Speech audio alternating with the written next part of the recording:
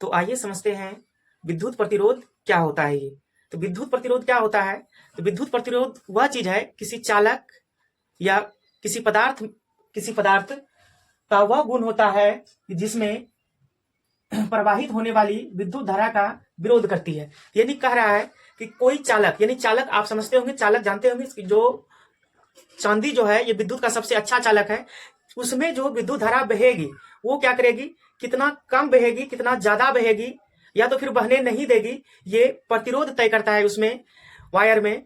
तो उसी को हम लोग बोलते हैं प्रतिरोध। और प्रतिरोध जो होता है ये इसका एसआई मात्रक ओम या तो ओम मीटर होता है, जैसा कि आप स्क्रीन पर देख सकते हैं। और प्रतिरोध का एक फॉर्मूला है जिसको हम प्रतिरोध को आर से सूचित करते हैं। इसको इंग्लिश में प्रतिरोध को रेसिस्टेंस बोलते हैं, इसलिए इसका अगला अक्षर आर है, इसलिए इसको हम रेसिस्टेंस कहते हैं। तो आर बराबर एक फॉर्मूला है V बटे आई, जैसा आप स्क्रीन पर देख रहे होंगे। आर बराबर V बटे आई। आर जो हो गया रेसिस्टेंस जिसको प्रतिरोध बोलते हो, V जो हो गया ये वोल्ट होता है, आप सुने होंगे वोल्टेज, वही है वोल्ट। और आई जो होता है ये विद्युत धारा होती है जिसको बोलते हो आप इलेक्ट्रिक करंट। तो देखिए चालक जो होता है, ये चालक का जो प्रतिरोध होता है ये किन किन बातों पर निर्भर करता है, तो आइए इसको हम बारीकी से जानते हैं। तो चालक का प्रतिरोध जो होता है ये बहुत सारी बातों पर डिपेंड है, ये निर्भर करता है। तो पहला है चालक की लंबाई। तो ये क्या बताता है चालक की लंबाई, कि चालक का प्रतिरोध जो होता है चालक के लंबाई के समानुपाती होता है। यानी कि आप जानते होंगे प्रतिरोध को आर बोलते हैं, ये आर समानुपाती आई है, इसको हम समानुपाती पढ़ेंगे।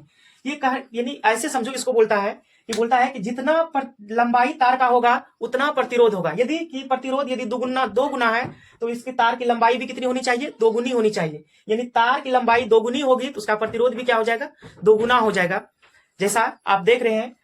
दूसरा बताता है अनुप्रस्थ काट का क्षेत्रफल।